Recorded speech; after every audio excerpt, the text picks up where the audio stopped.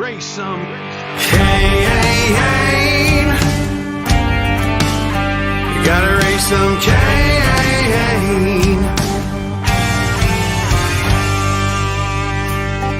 In the heartland where the faith runs strong, we've seen the shadows growing long. Watch those around us be deceived. Yeah, the fight is at our doors, no matter who we believe. Corruption, lawless day and night, we'll speak the truth into the light.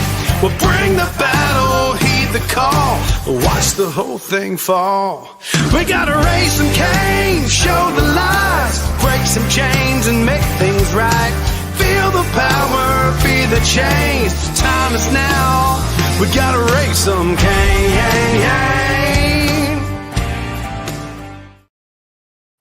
Welcome to the Raising Cain show. And we've got a lot to talk about tonight. So folks, we're going to get into talking about national security and specifically the United States relationship with Canada and the importance about that relationship when it comes to our intelligence gathering, our military force, and our ability to defend the North American continent. So I've got a very special guest on tonight who I'll introduce after our commercial, but stick with us. I'm going to run our commercial breaks now. That way we're not interrupted during this important conversation, one that definitely needs to be had. So folks, stick with us. We will be right back after this break. It says, I woke up this morning and looked out the door to a country I don't recognize. They put masks on our face to hide our pain, and there's no fire in most people's eyes. And it's still true today.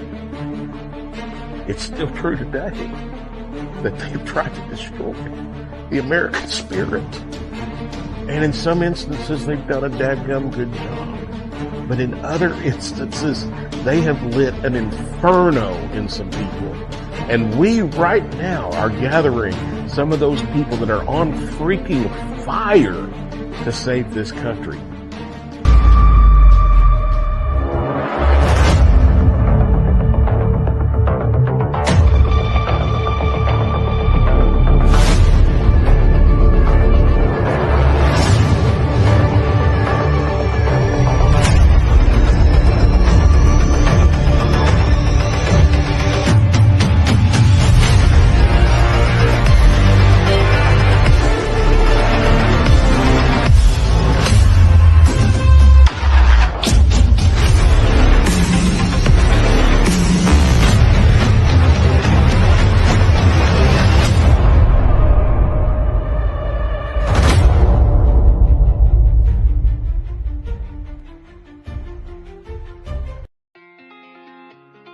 Increasing expenses have caused us all a lot of pressure these days, and it's affecting even the wealthiest of people. Most have lost their sense of security, stability, and even hope for a strong financial future. The game plan of everyone in your cell phone has likely been disrupted or even hardcore stopped, and most are looking for a creative solution to regain financial momentum. Oftentimes, life's best solutions are the simplest. But first, a question. What is something most people think they should own but don't? Crypto, fine art, real estate? Nope. We are talking about real money. The kind kings and queens fought for and large institutions today buy in mass. We're talking about gold and silver, assets that provide confidence in tough financial situations. So the question is, do you own any? If you don't, you're not alone. Most people aren't maximizing the power of precious metals because it's just been too complicated. And even though they see advertisements about gold and silver daily, they don't really know who to trust. That is, until now. The bottom line is that buying gold and silver doesn't have to be complicated or scary. There's a simple, better way to accumulate assets and create financial peace, headache-free. And this very minute, a new community of average people are seeing above average results to the tune of tens of millions in assets over the last few years. This system is tested, it's simple, and it's not an experiment. To date, it's helped more than 80,000 people bring hope back into their lives. It's invitation only, and right now, this new community has accepted a challenge to give away as much free gold this year as possible. Curious? Learn how to get your free gold today. Check out the next step to get the details.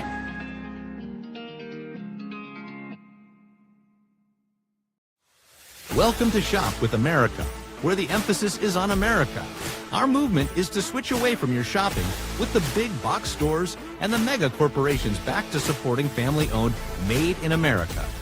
We've been giving these big box stores our money every day for years. But what's happened is they've forced many small businesses to shut down. We call this the illusion of choice. We see all these products in these stores, but in reality, it's only a few companies that control it all. There are thousands of lawsuits for health damage because they put profit over our people. But there is another choice. We found a better way. There's a family-owned American factory with product integrity and have always done things the right way for the right reasons. And this company outperforms the big box stores. That's due to their month-to-month shopping club. They make everyday consumer products that we all use and buy again and again, like toothpaste, shampoo, coffee, and organic beef. Go to shopwithamerica.us today. Welcome back to the Raising Cain show. Folks, if you're interested in the things that we talk about in our commercial break, you can see it running across the bottom of the screen there and where to go to for those links. And that's the last I'm going to talk about any of that, because what we're talking about tonight is a very important subject, and I want to thank everyone for joining. Tonight, we have a very special guest. I'm honored to welcome Phil Gurski, a true expert in intelligence and national security with decades of experience inside Canada's top intelligence agencies, including CSIS and the Communications Security Establishment. Phil has firsthand knowledge of the threats facing the West, from counterterrorism operations to advising on radicalization. Phil has been at the forefront of fighting global extremism. Today, as president and CEO of Borealis Threat and Risk Consulting, he helps governments and organizations understand the modern threat landscape. In our conversation tonight, we're going to explore the urgent need for strong U.S.-Canada cooperation, the importance of Western unity, and what it takes to defend freedom from rising extremist threats. So without further ado, Phil, thank you so much for joining the show tonight. Well, thanks, Nate. It's a real honor to be on your podcast.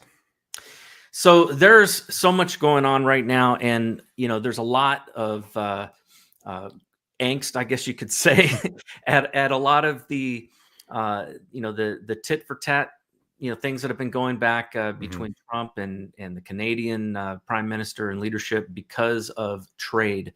And I don't want to focus on that so much tonight, other than to say, I think oftentimes as things are happening with politics, it's important that the American people understand the long-term relationship that we have with Canada and its importance in the Five Eyes and the intelligence work that we've done together over the years.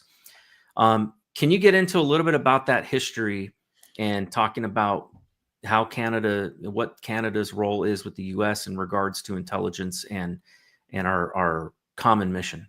Sure. So obviously we're neighbors. We've been neighbors for several centuries. We've gotten along most of the time. Like any neighbors, you're going to have disagreements over various things. I mean, we did go to war to each other back in 1812, but that didn't last very long. But ever since, especially the 20th century, you'd be hard pressed to find two closer partners, I think. I think back to the Second World War. Not a coincidence that you and us and the Brits were the ones that landed on D-Day in Normandy to begin the liberation of Europe from the Nazis. Canada was the one that liberated the Netherlands from German control in the spring of 1945. We fought together in Korea. We fought together in Afghanistan. I mean, the list goes on and on and on. And you referenced the Five Eyes relationship earlier. And of course that, Nate, there simply is no better sharing relationship on the planet or in human history than the Five Eyes. So these five partners, dating after the Second World War, decided it was in our mutual national security interest to share very sensitive intelligence, to share methodologies on cryptanalysis, for example, collection methods, etc., because we all had common goals. And those common goals, let's face it, started during the Cold War. Our common goal was to defend ourselves against the Soviet Union and its allies. And I think that, we built up that relationship. It's not one of equals for the simple reason that in your country, you're the biggest partner, partly because of your population and partly because of, the defense budget, etc. But I think that I look back to my days working in signals intelligence. So for the Canadian equivalent of the NSA, National Security Agency, as well as in human intelligence. And we shared a lot. And we fought for the same side against the same enemies. I'm thinking, the sort of the post 9/11 period after those horrendous attacks in New York and Washington. That's where I kind of, made my second half of my career in counterterrorism. And we collaborated on a lot of cases that ended up in, preventing attacks from happening and saving people's lives. So it really is an extremely important relationship. It's going through a bit of a rough spot right now, but I would say that this is a relationship that neither country can afford to let go. And in fact, we should be doing more to improve it. I would agree 100%. In fact, one of the things that I've been very concerned about is that obviously Trump has a very different style than I think any leader we've had in probably at least 100 years. That's pretty mildly, Nate. Yeah, right. And for the record, I voted for Trump, and I still support Trump and think that what he's doing for America is I think, great, especially with what Doge has been doing and really discovering where a lot of our fraud, waste, and abuse and our taxpayer money has been going. But one of the areas I think it's fair to criticize is in some of our relationships, in particular, like with Canada and other partners that we depend on, really for their valuable intelligence that they provide to the U.S. I think we have to make sure that we maintain those relationships and work to strengthen them, not degrade them. One of the things. Oh, sorry. Go ahead. No, I was going to say, I look back at my career and, obviously the Five Eyes was an amazing relationship, but we also had great relationship with a lot of Western European partners who had their own security intelligence services and law enforcement agencies. And, when it came to counterterrorism, there were a lot of great partners out there that had their own collection methods, their own understanding of problems. I got to know some great counterparts in the Scandinavian countries and parts of Western Europe, many of whom became good, personal friends of mine over the years. And as you said, these alliances need to be maintained because without them, each of us is that much poorer. Each of us is that much, I would say, a little more blind when it comes to the nature of the threats, whether it's counterterrorism, counterespionage, foreign interference, cyber, which I don't think we're going to talk a lot about today. But yeah, these are all threats that we face in common, and the best solution to them is to work together to try to thwart them. Now, a lot of the background that you have is in counterterrorism, and I'm curious, could you explain for our listeners kind of the shift that has occurred within counterterrorism in the last, say, decade? Because there's been obviously a lot of changes that have happened there. Now, I'm going to admit to a very important bias, Nate. When I worked in counterterrorism, and I've written 7 books on terrorism since my so-called retirement 10 years ago from the security service, I was a jihadi specialist. I looked at Islamist extremism, both in Canada, in the West, in the Middle East, and Africa, etc. So that's what I feel most specialized in talking about. But I think what's happened, and it hasn't been a good development, is that I would date this back about 10 years ago, about 2015, when people decided, kind of been there, done that, got the t-shirt on jihadis. Let's move on to something else. And they focused on, for example, the far right, which is a very nebulous term. It encapsulates all kinds of things from, neo-Nazis to white supremacists to white nationalists. And there's no question there's some pretty nasty people out there when it comes to using violence in the name of those causes. But if you look at the statistics, and one thing I'd recommend your listeners get a hold of, because, you and I used to work in Intel. We don't have access to Intel anymore, right? We lost, don't have our clearances, don't have that, we have no need to know that kind of stuff. There's something called the Global Terrorism Index, and I'll just show a copy of it right here. The Global Terrorism Index, well, is that it there? Hang on, here it is an annual publication put out by the Institute for Economics and Peace in Australia. This is the 2025 edition. And they've been doing it since 2014. So they've been doing it for 12 years now. And they painstakingly look at everything that's happened on a global scale. Whatever country it is, where was the attack, how many fatalities, who carried out the attack, where we know the perpetrator, et cetera, et cetera.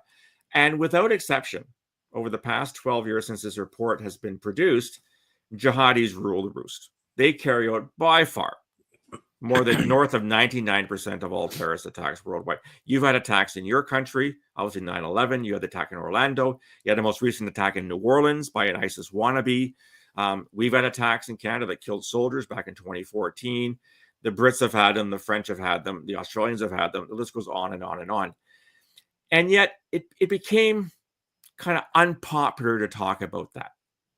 It was deemed to be, well, you're picking on these people all the time, right? You're being racist or you're being Islamophobic. And there's no question there's racism out there. I'm not trying to deny that. But it got to the point where you couldn't talk about it openly anymore. And I've been fighting that battle for the past 10 years. Again, I've got a bias. Jihadi terrorism is my specialization. But it began to bother me that people were ignoring what was happening right under our noses. And the statistics show quite categorically that's still the number one threat. Now, there's other forms of terrorism, right? There's far left terrorism, like, global or climate change activists that want to use violence to get their point. There's far right activists, et cetera, et cetera. But, pound for pound, or this being Canada, kilo for kilo, the jihadis are the ones that are carrying out by far the greatest number of attacks. And I don't know how you argue with that data. I mean, facts are facts as far as I'm concerned. You may feel uncomfortable talking about it, but you can't deny that it's happening. Yeah. This brings up it's a good segue into a couple of questions that I want to get into. And so I'm going to bring these questions up. I don't need answers immediately, but I'm just bringing them up so we don't forget and we make sure we come back to them. One of them that I want to talk about tonight is I want to talk about the massive migration of Muslims from the Middle East into European countries, and also into the United States and into Canada as well, and how that has impacted our security. But I also want to talk about the issues that I think are occurring right now of what we're seeing in Africa with the mass murder of Christians that's going on there, because this is something, and not just in Africa, but it's also in Syria as well. Yeah. We're seeing like unprecedented martyrdom happening against Christians, where basically they're being slaughtered, and very few people are talking about that. And I think the implications are pretty bad. I think there is a very possible resurgence of some of the things that we were seeing back in the 90s. Yeah. And if we're not careful and we don't put some focus there, I think we could very well see a lot of things heating up in the Middle East and find ourselves right back to where we were in the 90s if we're not careful. And that's one of the things I do want to talk about. And I think you, especially with you and your expertise in that area. So, well, it's interesting you raise that, Nate. And there's no question that, see, if you're a jihadi, anybody who doesn't think the same way that you do is an enemy. That's right. And they are liable to, they're worthy of being killed. Okay. Now, interestingly, if you look at the Global Terrorism Index, and you look where these majority of attacks are happening, in actual fact, the vast majority of victims are other Muslims who don't subscribe to the same ideology that the jihadis do. So they're both Muslims. One has one interpretation of the faith, the other has another interpretation, and you got one killing the other kind of thing. But there's no question we're seeing killings of Christians. Of course, don't get me started on what happened, with the Hamas attack in southern Israel in October of 2023. Slaughter of 1,200 people, rape, sexual mutilations, people being held hostage, et cetera, et cetera. The one thing I've learned a lot over, 2.5 decades of doing this kind of thing is to kind of understand the mindset, what drives these people. And they really do believe, and this is no exaggeration, that they have a divine obligation to fight and to kill. They really think that's what their faith is teaching them. Now, I'm not Muslim. I was raised Christian, but I'm not very practicing. I mean, I would argue, obviously the vast majority of Muslims don't believe that any more than the vast majority of Hindus don't believe that, they should be killing other people in India kind of thing. So I think we got to be careful. And you referred to the immigration question. And let's face it, your country and my country, we're both nations of immigrants, right? I don't know about you, but sure, I'm third generation immigrant. My grandparents emigrated from Eastern Europe around the First World War to Canada. And, it's just like the same thing I said earlier. 99.9% of immigrants are great. They come here for all the right reasons, right? They're fleeing autocratic regimes in Asia or Africa or in Eastern Europe. They come here for their families, for jobs, for education, et cetera, et cetera. The problem is, and we've seen it here in Canada, I'm not quite sure that it's the same in your country. Sometimes the agencies that promote immigration don't do the necessary screening, or they shorten the time for screening. And let's face it, Nate, all it takes is one case. And we saw that happen in the UK recently, where a kid from Rwanda, actually born in Wales, but his parents were Rwandan, killed those little girls outside of a Taylor Swift dance theme class last summer in the UK. And the rumors were that he was an immigrant. That led to riots in the streets, right? So it just takes one bad apple, if I can use that term, to turn people against that. So to me, as an old security hand, and my former organization, the Canadian Security Intelligence Service, one of our mandates was security screening. So if you want to come to Canada from Syria or Iran or Iraq or whatever, you had to go through a process, so that we had to see, who are you? What is your background? Do you have any affiliation to terrorist groups? Why are you coming to the country? And I'll admit, as a Canadian, we kind of dropped the ball in those cases, because there was so much pressure to increase our immigration rates to unprecedented numbers. I mean, we haven't seen immigration this high since same as your country, right? Late 19th century, early 20th century, like millions of people coming across, right? Immigration is fine. And look, at our countries are getting older. We're not having kids the same way that other countries are. So we need to improve our populations, but you got to do it wisely. And when you don't do it wisely, you get the wrong people. And as I said, it just takes one or two attacks for people to say they're all bad. We know they're not all bad, but you get that kind of mob mentality that says we shouldn't let anybody in the country. And that's probably not a good policy either. Yeah. I mean, right now, I would say the United States is kind of going through that right now, right? For many, many years, we've had immigration coming into our country with, in fact, I think the United States has had some of the most generous immigration, I think, around the world. But what has happened is the last 4 years under the Biden administration, with basically no checks and balances, with zero protection at the border, with people just coming in and being cut loose without any background checks and things like that, it's led to a lot of incidences where, we've seen really the biggest threat, I think, for us in that area has been a lot of these South American and Central American gangs that have come in and set up criminal networks, trafficking in humans and trafficking in drugs, things like fentanyl. We have over 100,000 deaths a year to fentanyl. And, and 90% of it is coming from the southern border. I mean, that's where it's coming from, and it's coming through there. And that brings me into another topic I want to get into tonight, which is China, because where most of, if not all, of the precursor chemicals for the production of that fentanyl is coming from China. And these companies are working directly with the cartels. So it is a massive threat to our national security. And it is one that I think we have to find a solution to if we're going to, to really protect our citizens. Because if somebody, I mean, it's crazy to think about this, but, we back in the 90s, we were worried about dirty bombs, right? Nuclear fallout from somebody, exploding a nuclear ordinance, in a city or something. But is just as dangerous would be somebody, setting off a fentanyl bomb, like in a subway, right? Because all of the people that are in there, and the fact that it takes very little of that to kill a human being, and the fact that we've seen, even cops, making an arrest and they become exposed to fentanyl and, coming very close to death. If it had it not been for now it's at the point where every police unit carries Narcan. Oh, wow. It's insane. They have to, because they may come into contact with fentanyl when they're searching a vehicle or something like that. So it's a very scary thing to think about, the threat of that. And I worked for DEA, was my last job. And I worked for them for 3 years.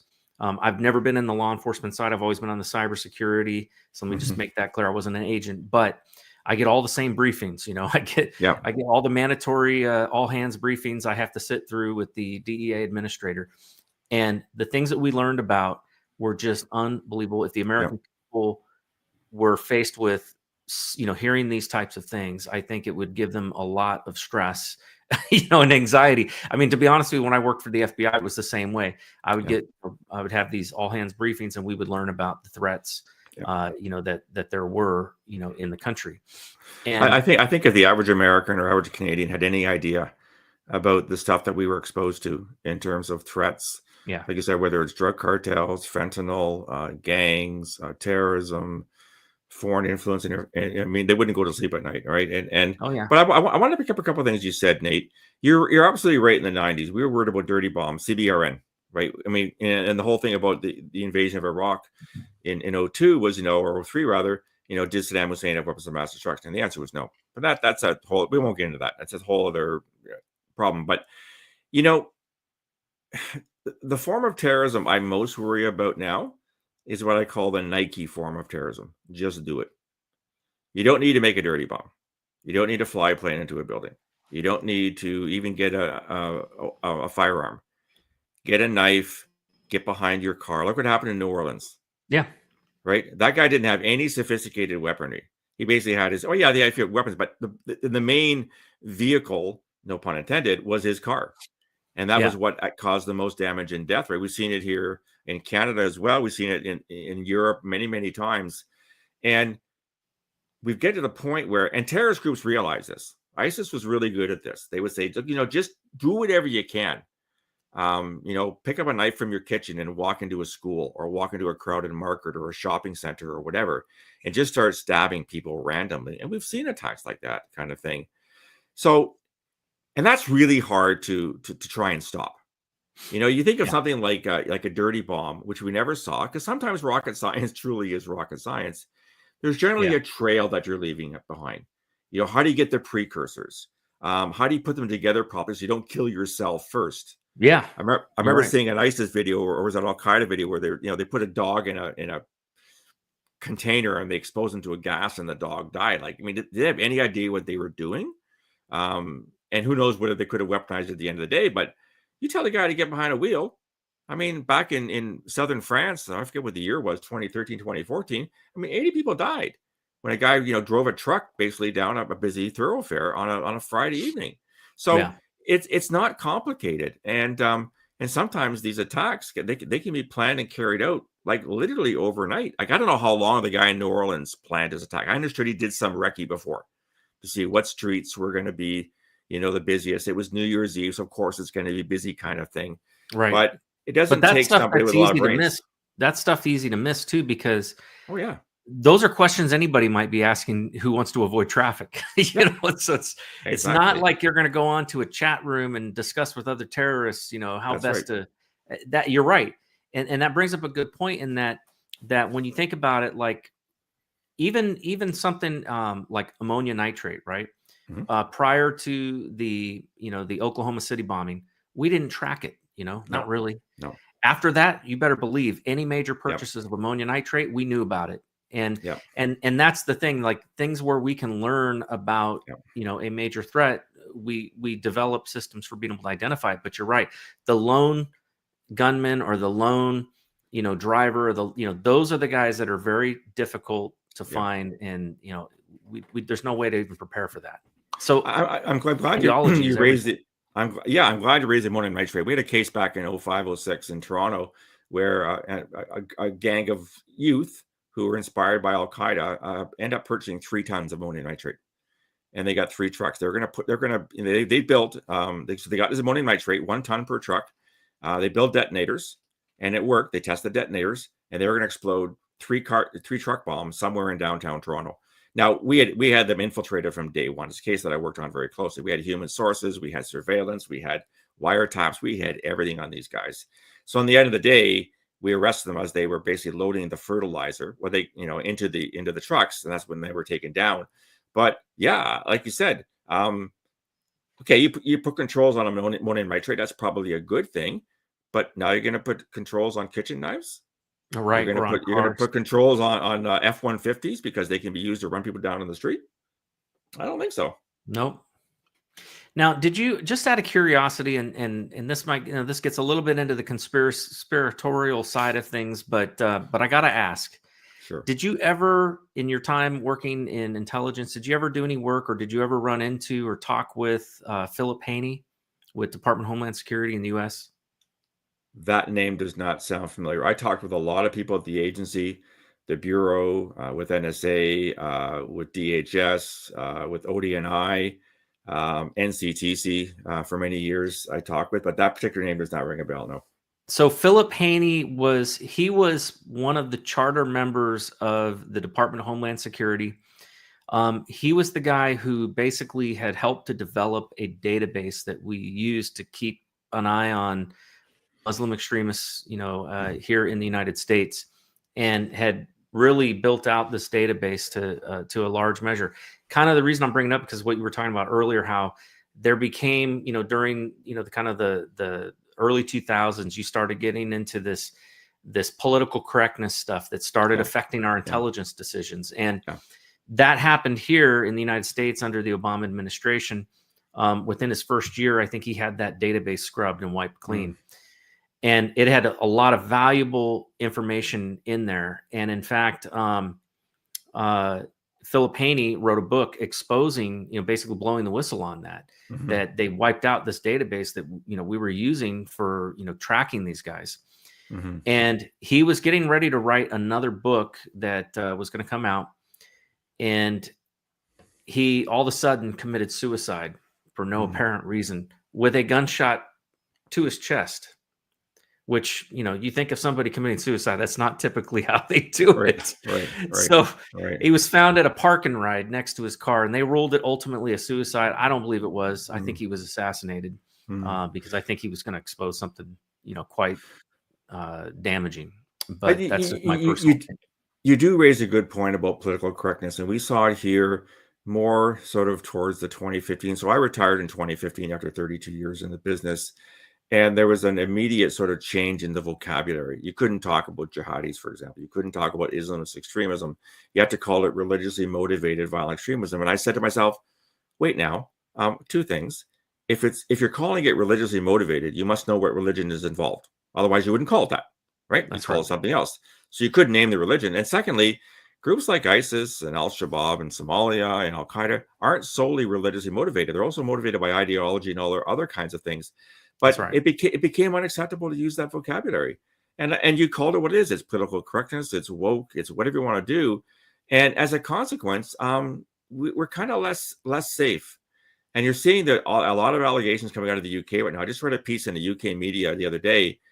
This is really bad in the UK, where agencies were essentially told, don't investigate this. We don't want you to touch it because it's too politically sensitive. Now, look at your country, like my country, we've got extremely tough laws on privacy, on how you can actually obtain someone's information under federal court. You got FISA warrants. We have similar warrants here in Canada. This is a very powerful tool the state has, and it's only used in the most necessary of circumstances. So when I worked for the security service, I had a lot of colleagues that would have to go to court and try to get a warrant to intercept someone's communications. And if the judge wasn't 1,000% convinced you needed this warrant, you didn't get it, right? You had to really cross your T's and dot your I's, because the judge realized this is an infringement on privacy. This is an infringement. You would call it probably your First Amendment under Canada, because the Charter of Rights and Freedoms.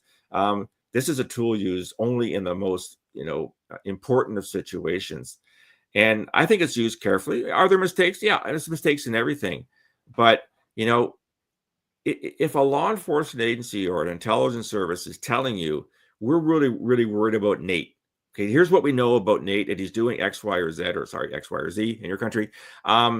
We need to know more about him, and we need a warrant to figure out exactly who he's talking to, what's he's sending, who's he's communicating with.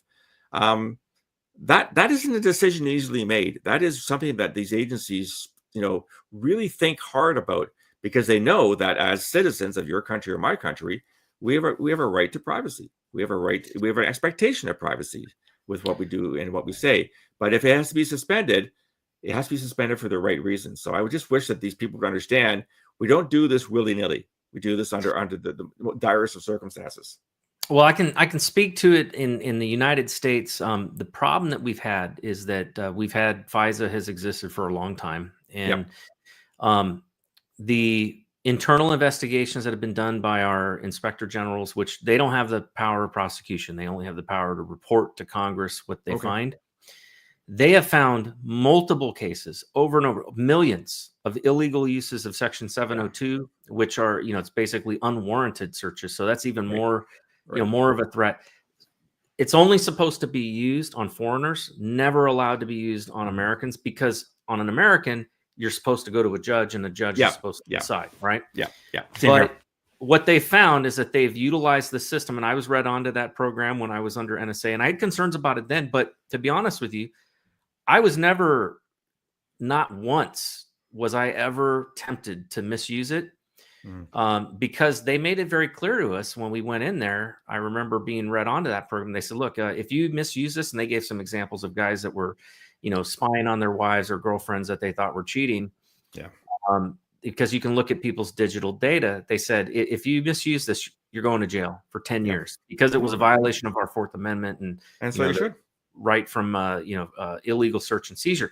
However, what we found is that the FBI doesn't, in particular, they're the ones who would be responsible for bringing charges. Well, for investigating, the DOJ would be responsible for bringing the charges against somebody who misused this. But the problem is we have a problem here in the United States of the fox guarding the hen house. The FBI, the DOJ, their tendency is to not investigate themselves and not bring prosecutions against themselves. The only time you ever see them break from that tradition and actually go after their own is when they find that their own is a Russian spy or something like that. Okay. But when they're misusing these tools, which I would argue is extremely, it's an extremely grave offense, because what it does is it reduces the American people's trust in our. I'm just going to say it undermines the trust in the system. Yeah. It like that trust is so necessary for us to have those systems. And those systems are so critically important to stopping terrorists from being able to do terrible things in our country. So when they misuse those tools for political reasons, which was what we saw happen during the Obama and during the Biden years. In fact, during basically during Trump's his first presidency, when he was running, they were spying on him. We found out they were spying on him using some of these tools and using things like reverse targeting, using our relationships with people in, some of the intelligence community in the UK, for example, to, hey, we can't spy on them, but you guys can, those kinds of things. And so that has created this total distrust by the American people now in our intelligence community. And it's been such a damaging thing. So I believe the only way to restore that trust and to be able to continue to have these types of tools, there has to be greater transparency, much greater oversight. And that oversight can't just be, oh, shame on you if you do something wrong. No, it needs to be, you're going to jail for the next 20 years. I'm kind of surprised to hear you say that. So when I worked in signals intelligence, so for the Canadian equivalent of the NSA in your country, it was drilled into our heads that we collect signals from all over the world. That's what SIGINT is, right? You're well aware of that. I'm sure some of your listeners are as well. If we came across, so we would basically adopt a vacuum cleaner approach. You would collect all kinds of stuff, and then you would essentially figure where's what bits are of intelligence.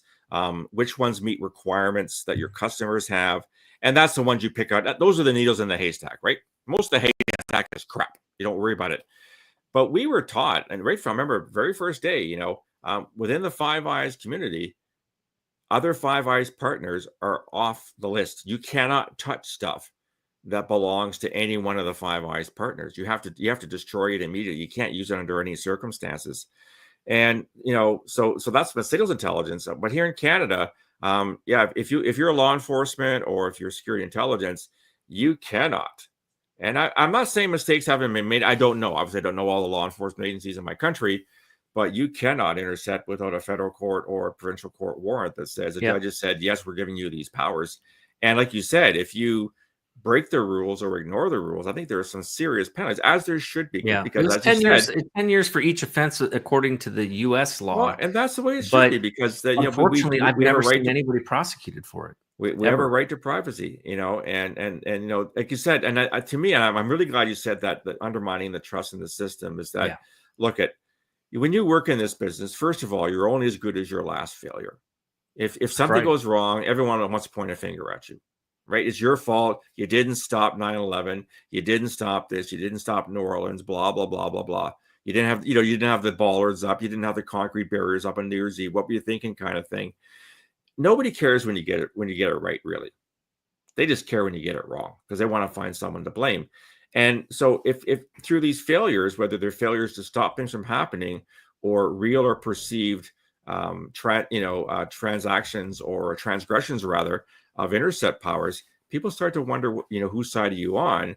And that at the end of the day, they'll be less likely to cooperate with you and to work with you. Because let's face it, Nate, lots of people in the community have lots of information that can help us in our investigations about people doing stuff, suspicions, et cetera, et cetera. Well, if they don't trust you at the end of the day, are they going to pick up the phone and call you? Probably not. No. So something changed. So when I was read onto the program back in, this would have been 2015. I think it was like late 2015 when I was read on. Something changed between then and 2000, the end of I think it was let's see, when would that have been? In 2016. It was basically the month prior to, it would have been, it would have been a month prior to the election. Okay. There was, Obama changed some things within our National Security Council and within NSA's rules and all of that. For one, they could not pass unmasked information between agency. So if you unmasked an American citizen, the rules were simple. You had to delete it because again, it was a vacuum cleaner, it collected everything. Right. You unmask it. Oh, that's an American. Oops. We didn't collect that legally. So we had to delete the entry. That's the way the rules were. Well, they changed something because then they started, and the other thing that happened was that the FBI, which is a domestic agency, it's not, it's not prior to that, they were not considered part of the intelligence community. They changed their role. They added a counterintelligence, division, and they basically gave them an intelligence community role, which gave them access to those systems. So instead of having to request NSA for information, they had direct access to the system. Okay. And they started using it and abusing it for domestic, surveillance, because they found that they could get away with it. Nobody challenged them on it. Nobody brought charges against them on it. There was a federal judge, I think it was 2000. When was that? It was 2023. Yeah, it was 2023. There was a federal judge that basically made the public aware that there were over 258,000 illegal searches done with Section 702 on American citizens, mostly related to January 6th, but also a lot of them were related to the George Floyd protests. And nobody went to jail for this, not a single person. So this is the kind of thing that has undermined the trust, and we've got to do something to fix that, because I do think that intelligence is extremely important to protecting our country. In the intelligence apparatus goes all the way back to the very founding of the United States. The first spies, right, were George Washington's spies. There's a great series, on that. In fact, on television, that basically it's a dramatization, but it's fascinating. About how Washington used spies in order to know, where the Brits were going and what they were going to do. So, without intelligence, you really are fighting blind. Yeah. I got to tell you, Nate, you just tweaked something. I mean, I got to share it with you. Sure. Our first intelligence agencies were inserted into your country in just after your Civil War in 1865, because there was a group of Irish Americans called the Fenians, and they planned to invade Canada to put pressure on Britain to grant Ireland independence in the 1860s. And so the Canadian government, so our nation only dates from 1867, right? We're almost a century younger than you are. And the prime minister at the time sent he was a cop, intelligence guy, to go infiltrate Fenian cells in Boston and New York. And the reason I mentioned that partly is in a shameless way. I've got a book coming out on the Fenian threat of the 1860s from upper state New York into Canada. And without wanting to give away too many details, the Fenians couldn't organize a piss up in a bar. on a good day, which is kind of odd given they were Irish Americans. I'm not trying to be anti-Irish here. My wife is Irish. I don't want to get all, ethnic slandering here kind of thing.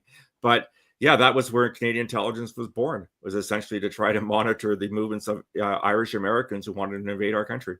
So. Wow. Well, speaking of invasions of Canada, have you ever seen the movie Strange Brew? Oh God, yes. Yeah.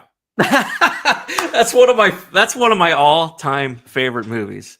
Yes, Of course, it's a slapstick and it is just hilarious. But I think is John Candy? I think is in John that? Candy was in that. Yeah, Was John Candy. I think and Rick Moranis. Yes. Yeah. Oh my gosh. Canadian comedians. And they decide to to invade Canada because it's like kind of a wag the dog type of thing. Yeah. Where basically they decide to start a war with Canada. And it's all propaganda. But this guy goes on. Exactly. Exactly. They cross over and they run into the very polite, Canadian Mounties. That's right. We do have a reputation of being too polite sometimes, but it's funny, ever since your president took office in January, you're seeing a little more of how should I put this? Little more aggressive behavior, fired up, a little more fired up, little more patriotic than we normally. We're not like you guys. We don't wear our flags on our sleeves like you guys do. We're starting to see a little bit more now, and part of it's we want to protect our sovereignty. We have no desire to be annexed. Thank you very much. We want to be friends. We want to be neighbors. We want to be allies. But you're seeing now a bit more pushback, and just being Canada, of course, there's a lot of hockey analogies, right? So. The current phrase now is elbows up. So I don't know if you play hockey, Nate, but when you go into the corner in hockey, your elbows are up because you're gonna, someone's gonna hit you in the head. So elbows up. That means we're gonna fight for what we stand for. My brother is in the chat, and he's his handle in the chat is Campy Stabby. So anybody watching, if you're in the foxhole or if you're in Rumble. And you're watching the chat, Campy Stabby, that's my brother. He was a hockey player. And my brother is very, he always jokes around and says that, that he got the short end of the stick because he ended up shorter than my dad. I ended up taller than my dad. And so, Ryan, I don't know how tall you are, but I know he's a lot shorter in stature. But it gave him an advantage when he would play hockey because these guys would come at him and would try to check him, and he would just squat down, and they would go flying over the top of him. And, but I used to love watching those games. Yeah. And for what it's worth, Nate, I'm a goalie. I've had one too many pucks to the head, and and I'm still playing goal. And I sometimes I wonder why my knees are shot, my hips are shot, everything else. But anyhow, enough of the hockey analogies. Well, here's the thing, though. See, so the silver lining to all of this rhetoric from Trump. Towards Canada and everything is that all of a sudden the Canadians have found their patriotism and now they're locking arms and showing their love of country like never seen before. So that's the positive. There you go. We'll call that a silver lining. I like that one. We'll go with that. So back though to the reason why I brought that up to begin with in talking about this is that I think it's important for people to understand we see a lot of stuff that goes on, and I'm speaking right now to mostly the Americans that are my listeners that are on the show that are watching. Part of the reason that I asked Phil to come on and talk with us about this longstanding relationship that we've had with Canada is because the tendency for Americans, especially us MAGA, pro-Trump Americans, really, we all have that patriotism as well about our country, about America, is the tendency is to just kind of go along with the bandwagon and not really think critically about the things that are being said and about our relationships. And a lot of people don't understand the importance of our relationship with Canada. We see what's going on in the Ukraine and Russia war. We've seen so much corruption. And I mean, so much of American tax dollars being spent on this proxy war that has nothing to do with the United States, but has a lot to do with politicians who have supported this and have sent, billions of dollars, hundreds of billions of dollars to the Ukraine. And there's some evidence that some of that money has been filtered back through various money laundering schemes into the pockets of some of our politicians. So there's a great distrust of the Ukraine and particularly of Zelensky, and I understand that. But at the same time, what I'm seeing is that there's this tendency for people, because of that, they pivot to then supporting the Russian, president, Vladimir Putin.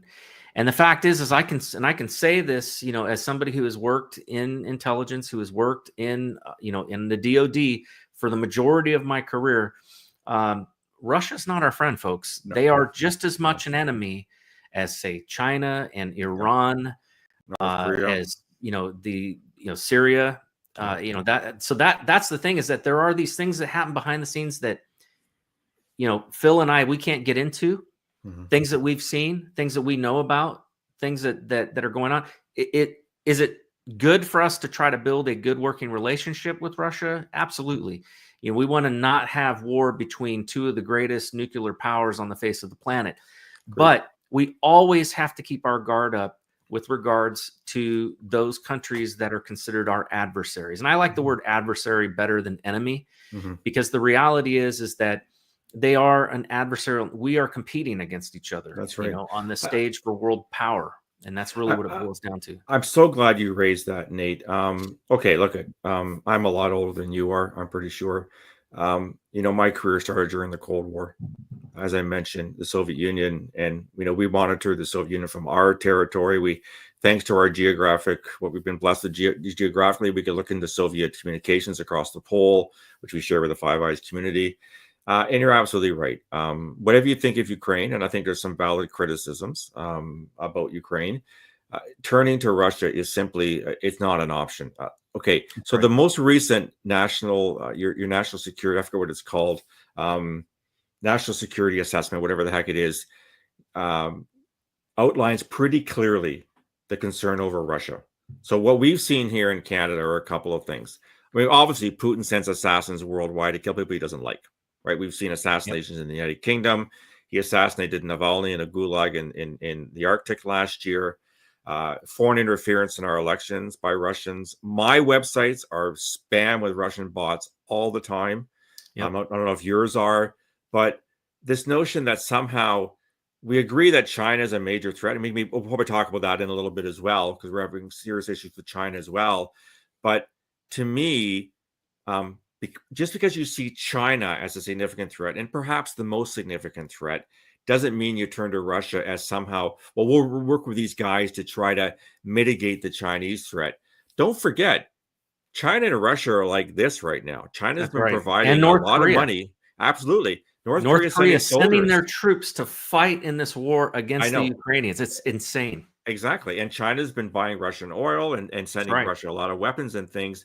So China's not our friend, and neither is Russia. And it worries me when I started hearing people say, well, Russia's not all that bad. Yeah, they are that bad. And I would argue, so I worked at the end of the Cold War. I was actually in Moscow when Russia was part of remember the G8, now the G7. We brought Russia in, and we brought Russia in largely to do counterterrorism, because they'd experience in Central Asia, the stands, Georgia, et cetera, the Caucasus. And I remember talking to the Russians, their security services. But then as Putin went on and on and on, we realized this Putin guy, he's kind of an awful lot like what the Soviets were, as opposed to what Yeltsin was or Gorbachev was, kind of thing. So I think he was a KGB, Well, exactly. The man's colors haven't changed. And I think it really shows a certain naivete when people think that somehow we want to work with Russia against China, because, like I said, those two are in bed with each other. And they are equally adversaries from a Canadian and a U.S. and I would argue a Western alliance perspective. And I don't understand. People say, you're just an old Cold Warrior. You can't forget those days. Well, yeah, I don't forget those days because we're seeing them happen again. And I'm with you. Nobody wants to see nuclear war, because that would be, remember the old joke, Nate? People say, I know what the Third World War, I may not know what the Third World War is going to be fought with, but the Fourth World War will be fought with sticks and stones, because that's all they'd be left after we basically annihilate each other. Nobody wants to see that. But we can still see the Russians for what they're doing, interfering in our system. You're talking about cyber attacks by Russians, Russian troll farms, all that kind of stuff. look, we've got cyber attacks primarily against the United States. Obviously China is number one. They are the biggest threat to us from a cyber warfare standpoint. Agreed. I would say they are like all the other threats combined are probably equal, if not equal, to China. China is that big of a threat. Yep. But next in line is Russia, North Korea, Syria, Iran. Yeah. Those are the big threats. And then on top of that, you also have organized crime units, which function as well. And there's some speculation, and I think it's probably good speculation, that a lot of that is with the help of the Russians, because it's in former Soviet bloc countries where a lot of that organized crime is coming from. And some of the things that they do in terms of like polymorphic code that they're developing that basically are able to outwit any of our virus detection, which is why, by the way, it doesn't matter if you're running the best virus detection software anywhere, malware now can beat it. So because of polymorphic code. So a lot of that, the strong belief is that that's being done by, it's really being, handled and managed by, Russians. And so, and that's an important point. And it goes back to what we started off with, Nate. This is why the alliance is so important. We've faced these enemies and adversaries before. We fought the Cold War together from, the end of, in fact, I don't know if your listeners know this. The Cold War actually started in Canada in the fall of 1945. So after the atomic bombs in Japan, the war was over, a Soviet cipher clerk defected in Ottawa. And he carried with him a whole bunch of files, which basically proved that the Soviets had been spying in Canada for 20 years. And no one believed him at first, because Stalin was our ally during the Second World War, right? That's right. Joe was our ally, right? Well, this guy demonstrated quite categorically that the Soviets were spying on us. And that was what really launched the Cold War. It started in Ottawa. We face these adversaries together, whether it's China, Iran, North Korea, Russia, whatever kind of thing. Why then, in 2025, would we not want to continue to pool our resources to face these adversaries? It doesn't make any sense to me, because the adversaries are the same. They're using different methods. You talk about cyber. Like when I started my career, there's no such thing as cyber, because there's no such thing as the internet, right? There's no email back then. So they're changing their methodology. Now you're really dating yourself. I am as old as the hills, Nate. Trust me. I just turned 50, a week ago. So, well, happy birthday, belated birthday. I won't tell you how old I am, but just to say that when fax machines came out, we thought, wow, what a great technology. But the point is that, we have pooled our resources and our intellectual ability. We've shared our sources and our methods for many, many decades right now. Our enemies are becoming more sophisticated.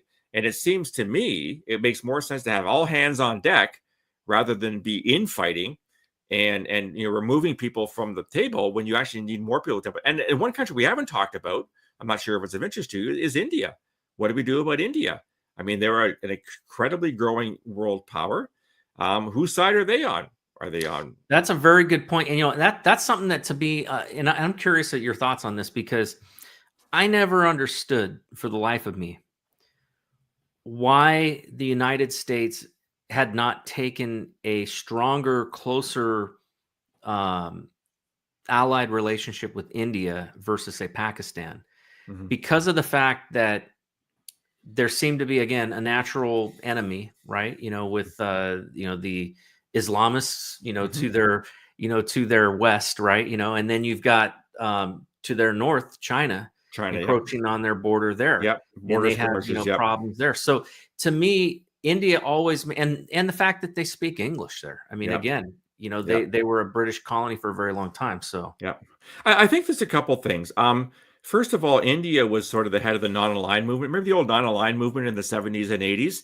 They wanted to be like a third pillar. So you had the Soviet, you had our system, the West, liberal secular democracies. You had the Soviet Union and its allies. Then you had the non-aligned movement, which kind of was the Indian version. They wanted, the rest of the world didn't want to be part of either club. They wanted to be independent kind of thing. The other thing I think that speaks to your question is ever since Modi became president, you're seeing a real rise in Hindu extremism. Yeah, that's true. And a Hindu nationalist. I wrote a whole book on religious extremism, and I had a whole chapter on Hindu extremism. And there's some pretty nasty characters. And he's Yeah, trying to, trying to yep. turn India into a Hindu nation without anybody else, no Christians, no Muslims, no Jews, et cetera, et cetera. So I think a lot of people have been kind of taking a back seat of late to say what this Modi guy's all about. The problem is, as you rightly stated, we can't ignore them. They are now they're the largest country in the world by population. They surpassed China this year. They've got an economy that's humongous. A lot of all of your computer support people are all in India. When you call because your laptop's not working, you're reaching somebody in Bangalore or Madras or whatever kind of thing. So that's one of those relationships I think we've got to handle carefully. The problem is that they do stupid stuff. So they send an assassin squad to your country to kill a dissident. They killed one up here in Canada as well. And so when you've got people sending, agents, or you're working with, you mentioned organized crime, working with organized crime in your country to assassinate opponents of the regime, I got a problem with that. Yeah. Now I got a question here in the chat, and I am actually really curious about this because there's something that's going on within the conservative movement in America that I think is it's concerning to me. Mm-hmm. But I think there are like flakes of truth, and then there's a lot of propaganda mixed in with it. And so I'm curious as to what your thoughts are, but I'm going to bring up this question here. So the question is, as a Canadian intel guy, what's your assessment of Israel? Oh, wow. Where do we start? Okay. Sorry to throw that at you, but I know it's a great question. Look I've been to Israel. I've talked to the Shin Bet. I've talked to Mossad. I have a great deal of respect for their intelligence services. They are faced with an existential threat to their country from jihadis. Look what happened with the Hamas attack in 2023, Hezbollah in Lebanon. The list goes on and on and on. Israel has every right to exist and every right to defend itself. The problem is, recently what you're seeing is a rise. We talked about Hindu extremism, Nate. You're seeing a rise in Jewish extremism as well. So you got very, very fundamentalist, orthodox, not moderate, nasty bunches of people who think that the only good Palestinian is a dead Palestinian. And I'm not talking about Hamas. I'm not talking about Hezbollah. So, and you've got a government that is supporting this movement to basically take over the West Bank, take over Gaza. Now, we could argue till the cows come home about whether Israel needs the West Bank and Gaza from a security perspective, or the Golan Heights for that matter in Syria. And that's a question I'll leave because that's not my specialty. But the problem is that when you allow those types of extremists to operate in your soil with government support, it's no wonder you get pushback from people. Now, for the record, I don't agree with this notion that Israel was carrying out a genocide in Gaza. I thought it was a legitimate response to a massive terrorist attack. And people forget, right? What happened in October 2023 was larger per capita than 9/11. That's right. In terms of its impact on the American population. That's absolutely right. Yep. And so Israel had every right to respond to Hamas. I have no problems with that. The problem is, like, and you would get us being ex-military, wars don't always go the way you intend them to. And there have been far too many civilian casualties in that. And that's simply unacceptable. But that's the nature of war. It sucks, but it is what it is, kind of thing. So I kind of wear two hats on Israel, I guess. I certainly respect and recognize their absolute need and right to defend themselves against the enemies that surround them on many sides. But I got a real problem with some of the extremely ultra-Orthodox, very extreme minds in that country that essentially want to eliminate other parts of the West Bank and Gaza. So, yeah, I'm kind of 50-50 on it, I guess is the best way to answer that question. So I had a great conversation with some of the other day. Actually, somebody who has been digging into the JFK stuff for a long time, and we had like a 3-hour long conversation. And it was fascinating because, of course, a lot of stuff is getting released on that, but we had a conversation, and the topic of Israel came up because there's some discussion about whether Israel wanted JFK assassinated and what hand they may have had in it and all of that. I don't think it was very big, if any, but there's been so much I guess distrust or things that, like I said, there's this like growing movement, and I get concerned anytime I see it because I don't want to see anti-Semitic Neither do I. sentiment, brewing within the right in America. And it seems like there has been a little bit of that. Although I do have to say, I think it's important to distinguish between the people of a country Yes. and the leadership of a country. Yes. It's just like, when we were talking about Russia. Look, there's a lot of great Russian people. Yep. And I've got a lot of love and respect for the people of Russia, just like I do for the people of China. The problem is within some of these governments. In particular, you have the communist influence within China. You've got a dictator pretty much in Russia with Putin. I mean, the guy goes back and forth between prime minister and president. And when and has quite literally has his opponents assassinated. So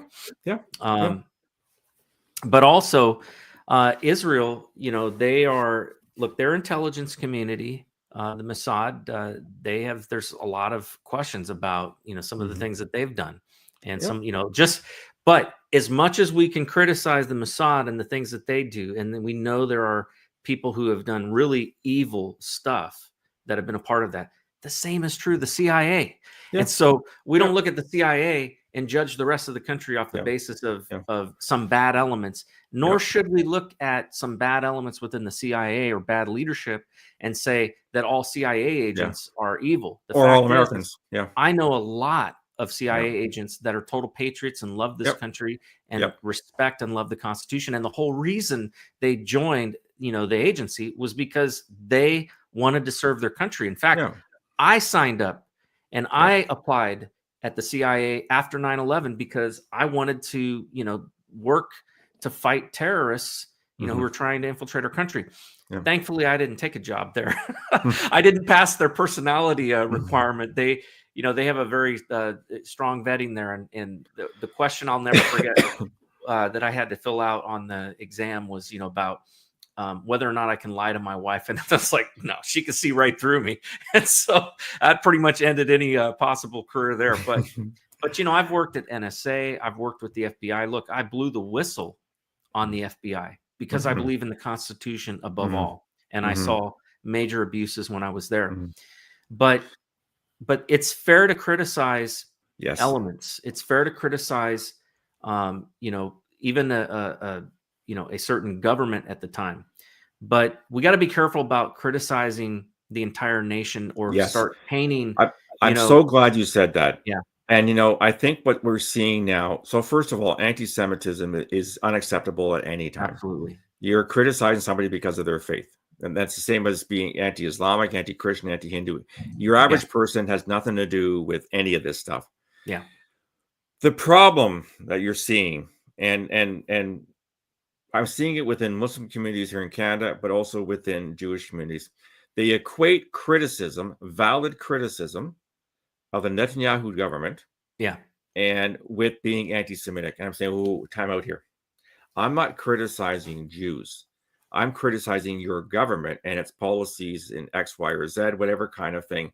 But people are very, they're very good at sort of broadening those definitions. So here in Canada, if you even talk about jihadis, you're labeled a racist. And I said, what's this have to do with racism? I'm a counterterrorism guy. I'm trying to stop people from killing people. It's nothing to do. We can. There are those that think that the faith is inextricably linked to the terrorism. There's obviously a relationship between it, but the average Muslim isn't a terrorist any more than the average Christian is a terrorist, or the average Buddhist is a terrorist, or the average Hindu or Jew is a terrorist. But this is what people skillfully do: is they say, well, we're not going to allow you to criticize any aspect of our country because we're going to label you racist and anti-Semitic if you do that. And then there, of course, there's anti-Zionism. That's kind of somewhere in the middle, right? It's kind of Judaism, but Judaism for a political reason. So where does anti-Semitism separate from anti-Zionism from anti-Israeli? Yeah, and it becomes even more complicated when it comes to the Jews, because being Jewish, you could be an atheist and be a Jew ethnically. Yes. You could be and oftentimes the fact is it's that is oftentimes the person who a lot of conservatives have problems with, because oftentimes they see, a Jewish person that is involved in immorality or things like that. I'm talking about from a Christian perspective, right? But those are not religious Jews. Those are Mhm. Jews who are Jewish by ethnicity, Secular, but kind of, have a different worldview. yeah. Then you have those that are the extremist Jews that basically I would say they're more along the lines of religious extremists along the Yes, lines of like, agreed. those would be like, your ultra orthodox that spit Yep. on Christians as they're walking by, Yep. Yep. you know. And then you got a lot of Jews that are just, they're just average people that just want to Yep. live their lives and want to be able to practice their faith and want to be able to live without worrying about, being massacred simply because of, of their ethnicity or their faith. And so I guess I just wish, Nate, that most people realize that out of the 8+ billion people on our planet, most of us just want to live our lives, support our families, get a decent job, put our kids through school, whatever kind of thing. And when we start using these labels to paint all people with the same brush, that's really never a good idea because you're losing those subtleties. But I understand why it's done because it's easy, right? And it is. You don't have to think about that. You just say, well, you're this. Well, And class so- warfare, and it has in the past, like, going back to the days of the communists, right? Class warfare was the way that the communists manipulated people. Absolutely. And they got them to do their bidding. Today, they utilize this whole, umpteen thousand genders that we have. It's the, it's the race, the BLM movement. It's like it's different than class warfare. It's more, along the lines of what's the word I'm looking for? Identity politics. Yeah, and it's making divisions as opposed to It bringing is. people It's together. the same. It's identity politics. It's the same thing as class warfare. It's just on a different scale. Yep. And that has been utilized. I believe, honestly, I think a lot of that is coming from some of our adversaries. You follow the money and you begin to see where a lot of this ideology has made it into our universities in America and stuff like that. And you find that there's a lot of it coming from outside, of our country. And I think it's a lot of it is, driven by, influence operations from some of our adversaries.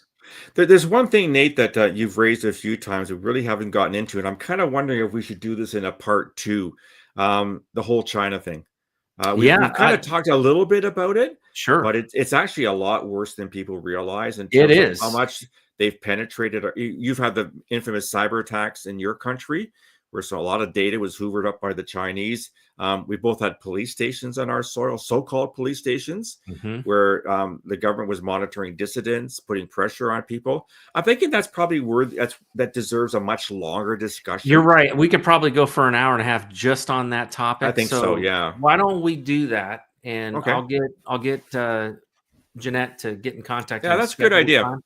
And let's do that, because I do want to cover China specifically, because I think the threat there, especially from the standpoint of cyber warfare, economic warfare, Yes, they're spread through the Belt and Road Initiative across Absolutely. the country, and how Absolutely. they've taken over, ports everywhere. Yes. And, all of these things. In fact, I would argue that as much fentanyl that comes across our southern border is coming directly into our country through our ports that are ran by Chinese, companies. Entirely possible. Yeah. So, I think you make a good point. I think that would be a great discussion point, and we definitely need to get in that. So just to just briefly though, cover that.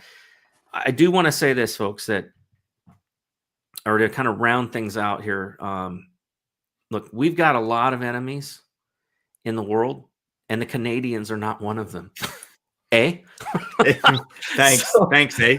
I mean, like, look, sure. Are there trade imbalances, that have existed for far too long? I believe there are. When I look at things like, when you look at like the comparison of tariffs that Canada has had, against certain U.S. products versus the, tariffs that the U.S. has or has had, it's majorly out of balance. But it's no more out of balance than it is with any other nation that we've, been working with. And I think it's perfectly fair for, the president to challenge those. And I don't have a problem with the tariffs. Honestly, I do feel like we're going to feel some pain because look, ultimately, when tariffs happen, there's going to be some pushback, and we're going to see.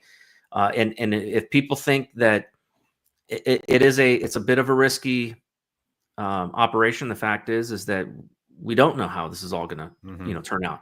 Trump and his Treasury Secretary believe firmly that that putting a 10% tariff on everybody and even raising it higher for certain countries, as a measure of being able to bring them to the negotiating table. There's a lot of people that believe that will ultimately be successful, but I don't think anybody believes that it's going to happen or that it's going to be without pain. We're going to see it. Like our farmers, for example, we export so much of the food that we grow in this country, and China's already talking about, buying from Brazil. Yep. And they got other partners they can go to. Yep. And that's going to cut off a lot of, those exports. But there are other areas, other industries that won't be hurt by it. They'll be helped by it, like the steel industry, which has been just totally decimated in the United States.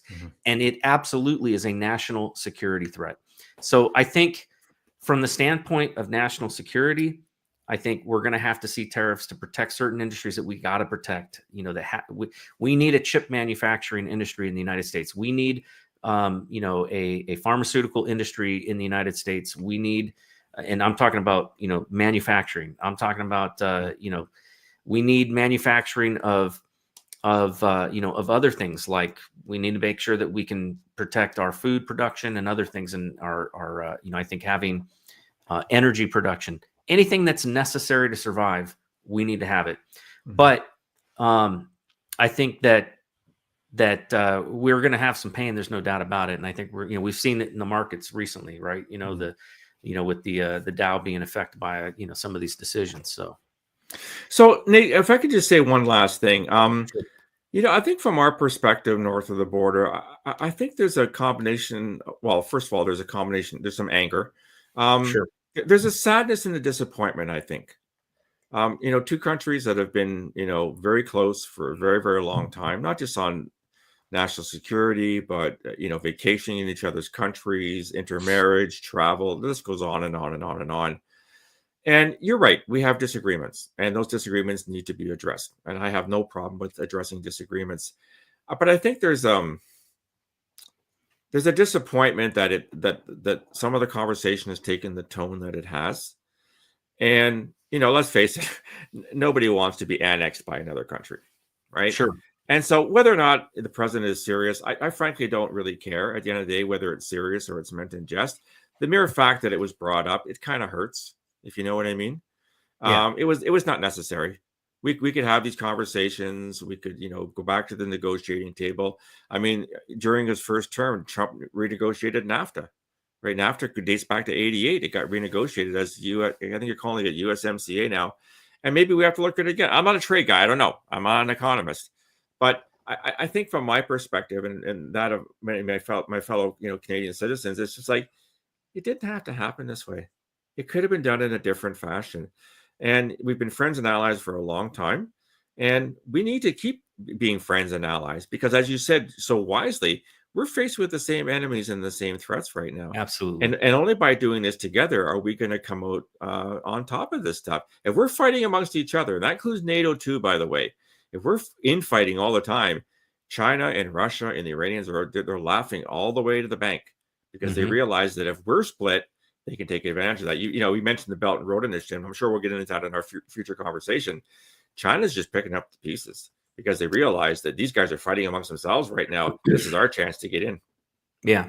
There's a question, actually, I want to ask you. Somebody asked it in the chat, and I think it's a really excellent question. And I'm very curious about it. I'm going to bring it up here. Sure. So it's Harry Legg, one of my followers here in West Virginia. Great question, Harry. Does Canada allow foreign countries to buy and own real estate in Canada? You don't have to be a citizen to own real estate in Canada, to the best of my knowledge. Have you seen the same kind of thing in Canada that we're seeing here, where China has bought up a lot of farmland? They've bought land right next to military bases and things like that, which is a huge... I'm not aware of that. I'm not saying it does not happen. What we do know, though, and something we have to do a much better job at, is things like money laundering, where you get triads and organized crime buying up properties, casinos, for example, out in British Columbia on the West Coast, which is a large Chinese population, and using those facilities to money launder. We're really not doing enough. We don't have enough resources to fight that thing. We really have to pick up our socks on that. But to the best of my knowledge, there's no regulation against someone who's not a Canadian citizen from buying property. So we have kind of like, there'd be like 4 categories, right? There'd be foreigner, what we call a landed immigrant, a permanent resident, and then a citizen. And that's kind of the scale sort of thing. But to the best of my knowledge, there's no requirement for you to be a citizen to purchase land. But I could be wrong. That's probably easily Googleable, if I can use that term. Sure. But we are very much concerned about countries like China, countries like Russia, using our country to launder money that's either drug money or cartel money or organized crime money, et cetera, et cetera. Absolutely. So I think both our countries are suffering from that. See what on that question, and I want to thank Harry for asking that, because I think that's an important question. My theory and my belief on it is that, look, if you're not an American citizen, you should not be able to own a piece of American soil. That's not to say that you shouldn't be able to have, say, a 99-year lease. Mm-hmm. I'm okay with that. But to me, the very notion that you can own real estate, which is not something that you can make more of, and not be a citizen, to me is a problem. And I'll tell you what, that's the way it is in many countries around the world. If you were to go to Japan, you cannot own land there if you're not Japanese. You cannot own land in Mexico without having a 51% owner in your company, being a Mexican citizen. And it has to go all the way back to the Spanish land grants and all of that. So to me, this is one of the problems, I think, that could be solved by simply just changing the law, amending it to say, look, we want foreigners to be able to operate businesses here. We think it's a good thing.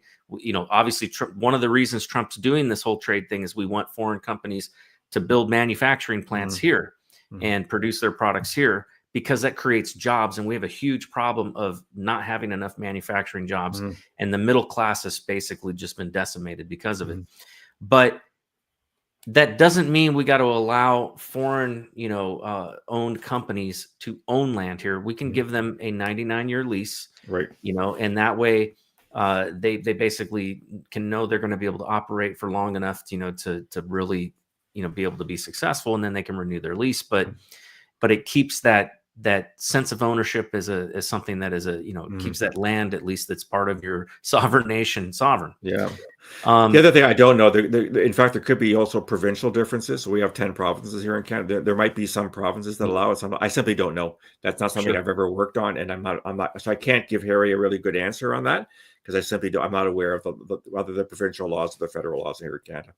Yeah, that's an interesting question, though, and I'd be curious to know what that. I'm gonna have to do some research on that, because I'm curious as to what the rules are with all of the countries, that are surrounding us, and is that something that's happening in other places around the world, with China in particular, buying up, farmable land and stuff like that.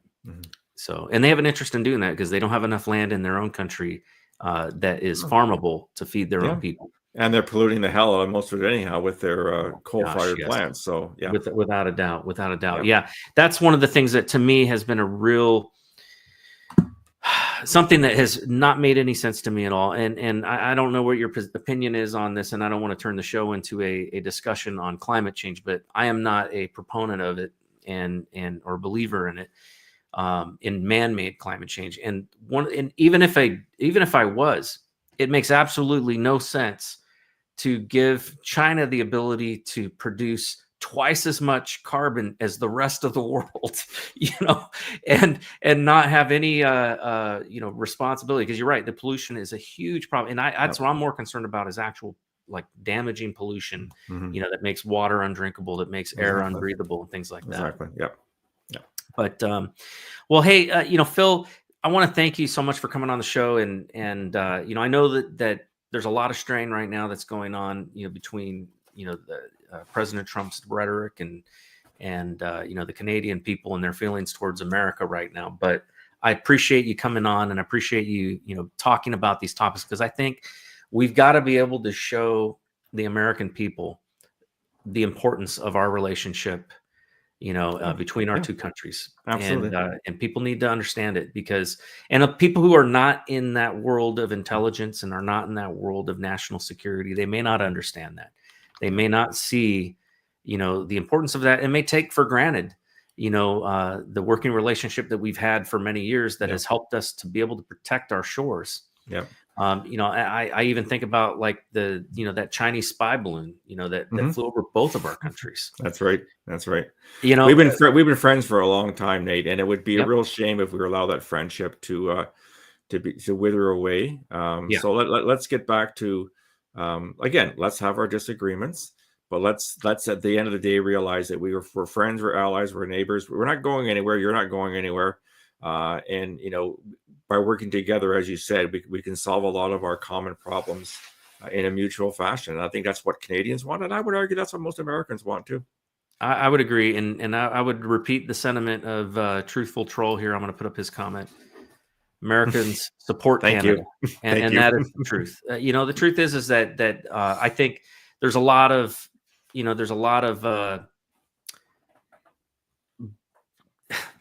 if you've ever been, I don't know how much time you spent in the U.S. and visiting different states, but there's a funny story I'll real quickly share before we close out. When I joined the Army, it was my first time really ever leaving California. In fact, I'd been to Mexico more times than I had been to other states. That's the truth.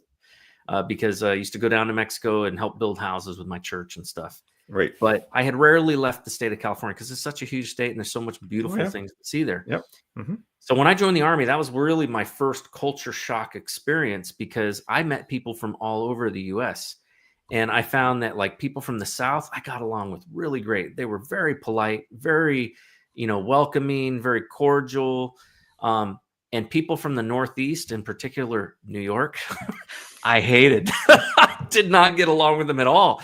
And the reason why was because I was from California. We're laid back, state, man. Everybody there just is like, we have our own slang. Everything is just, it's relaxed. We've got good weather. We're not pissed off because we're not having to shovel snow. So I love snow, man. I love shoveling snow. Go figure. Well, the funny thing is, my first experience being around New Yorkers, and the funny thing is, it's not all of New York. Like upstate New York, they're a lot more like Canadians. They're kind of nice, polite.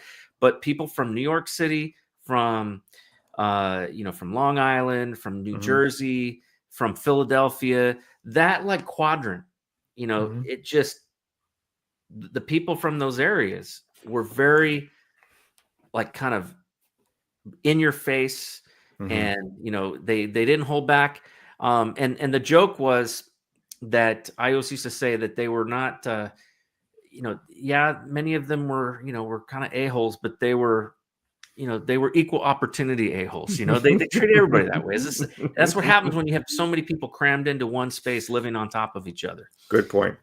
I finally learned that. And after, being in the military and meeting a lot of people from New York City, from Brooklyn, from the Bronx, from Queens, where Trump is from, right? I finally began to understand it wasn't personal. So, I started to get along with them. But I think that's a lot of what the world is shocked by, is they are experiencing a New Yorker, a Queens New Yorker at that, who has a very different communication style than, say, other parts of the United States. Right.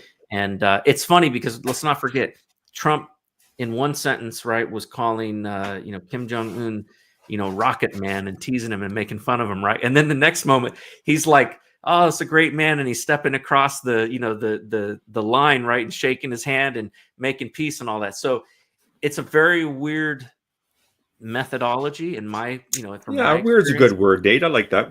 Of negotiating, but that is his tactic, is he attacks and he waits for an opening to make peace. So, but as I mentioned, I would just encourage you to have, I would encourage you to, when you're talking to your fellow Canadians, that they may want to check out his book, The Art of the Deal, because you'll learn a lot about Trump and his methodology and the way that he thinks and the way that he behaves and why he does it. Might be a bit of a hard sell right now, but nobody wants to give him money right now by buying his book. I'll park that away for now, Nate. How's that? All right, sounds good.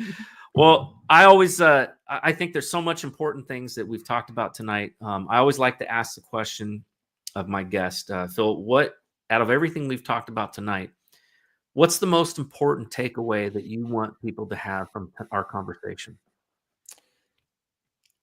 Oh boy. The Western Security Alliance has been alive and well for the better part of 75 years since the Second World War. It's worked very well for all of us collectively, and it would be a real shame if our internal divisions were to make us weaker.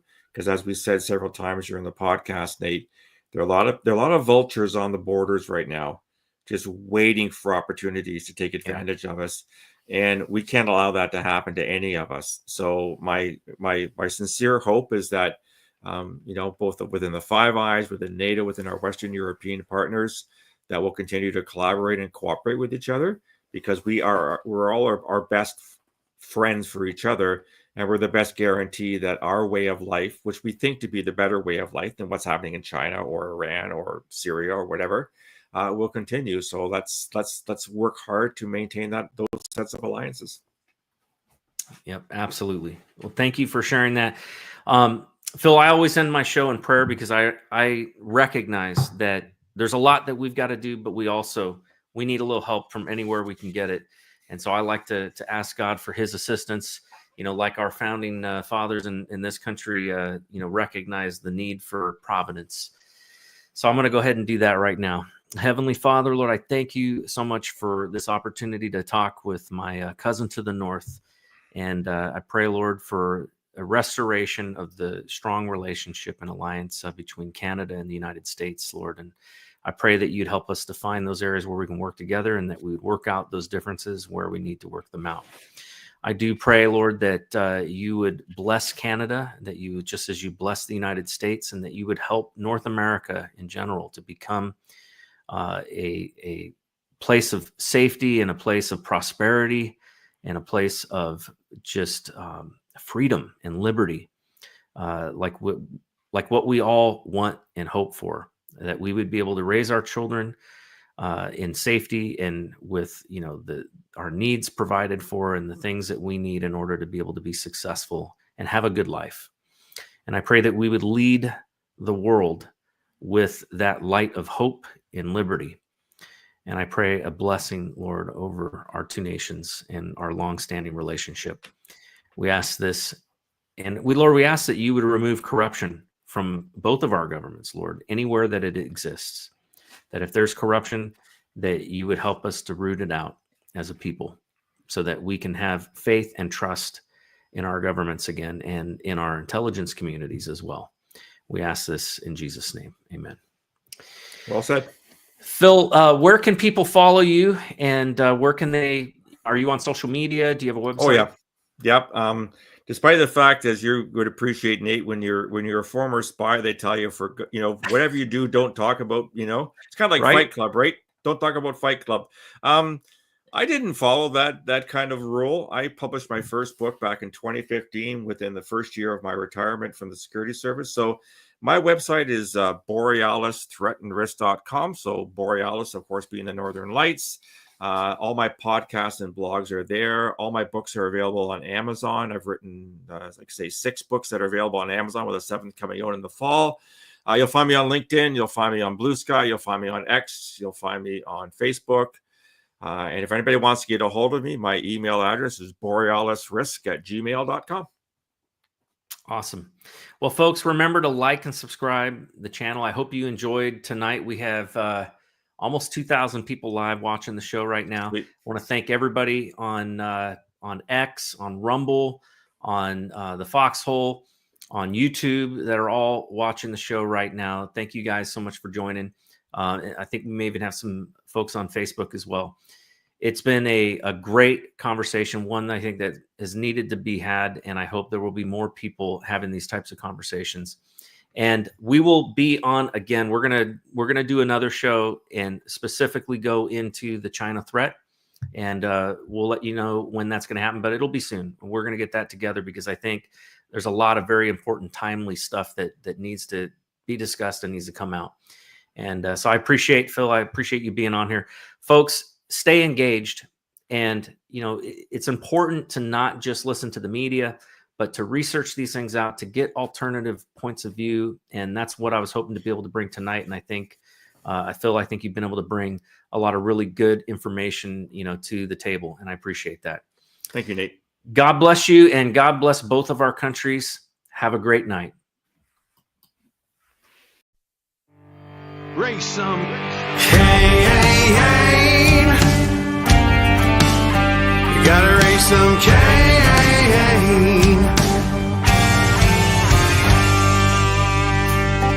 In the heartland where the faith runs strong, we've seen the shadows growing long. Watch those around us be deceived. Yeah, the fight is at our doors, no matter who we believe. Corruption, lawless, day and night, we'll speak the truth into the light. We'll bring the battle, heed the call, watch the whole thing fall. We gotta raise some Cain, show the lies, break some chains and make things right. Feel the power, be the change, time is now. We gotta raise some Cain.